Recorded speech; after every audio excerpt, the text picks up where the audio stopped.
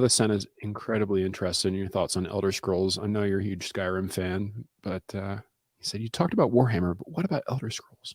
He's Yeah, asked maybe 10 times. He's so yeah. excited. It's a very interesting question. Actually, I'll kill two for one. He says, "Speaking of Borat accents, please. 2 for 1. Elder Scrolls is very nice. I like how much." So what's magical about Elder Scrolls, and by the way, Legends of Valor inspired Todd Howard, uh, to actually make Elder Scrolls. So, I own the IP that inspired Elder Scrolls. Just want to put that out there. But anyway, it's great open game world. I think the apex in high fantasy for the game world was Morrowind, where it truly was an alien high fantasy game with maximum freedom and flexibility. You can even fly in the game. And then things started going downhill for creativity with Oblivion and Skyrim, and mods added a lot back in, but it was built for consoles. It was built for casual gaming, and there's a schism in the community now between Morrowind and the rest of the bang. But that said, it is the gold standard for large open world fantasy RPGs. The combat system definitely did improve between Morrowind and Skyrim. I think the combat system is beautiful for melee combat. The magic system, I really wish would be more intricate and involved. I really wish they'd still let you make your own spells. I really wish that alchemy was a little bit better, but there's a lot of that stuff. But then the guys at Bethesda were like, "Well, we don't like spreadsheet driven gaming." That's what they accuse Morrowind of. So it's a mixed bag. Overall, they have a tall order. Elder Scrolls 6. They've had 11 years since the release of Skyrim, and they're getting dangerously close to it.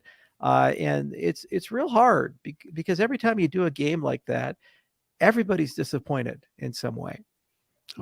Because you have all these fantasies about what the game is supposed to be, and B, the modding community's done every permutation you can imagine. So no matter what you release, you're going to piss somebody off. And then also you have to tell an interesting, creative story that people like. Now, the advantage that the Elder Scrolls series have is like, it's almost like a porno, where the story in the porno is not really what you're watching for.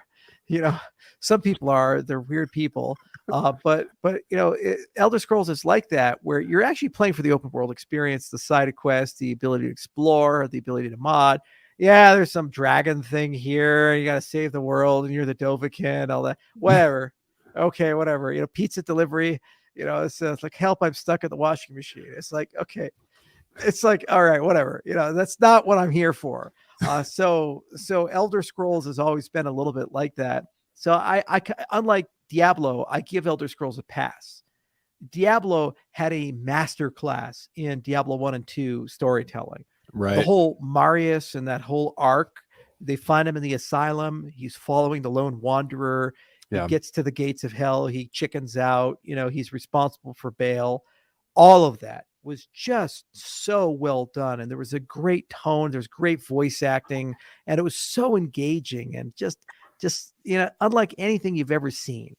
Whereas, Elder Scrolls is like, there's some Godhead thing. And I guess Vivek is doing that. And there's like an asteroid over there, whatever. Wow, that's a floating island. That's so cool. Let me go see what's there. Wow, I got the latest item. That's so cool. Oh, I'm head of the Mage Guild. I'm ahead of that. The other thing is that the AI system sucks. Okay. So just a great example of Skyrim. I wish they can fix this in Elder Scrolls 6. If they can, kudos to you, Bethesda. But here's just an example. You can fight in the Civil War, and you can kill Ulfric Stormcloak, and then you become a legate, which is the Roman equivalent, the Empire's equivalent of a general. Okay?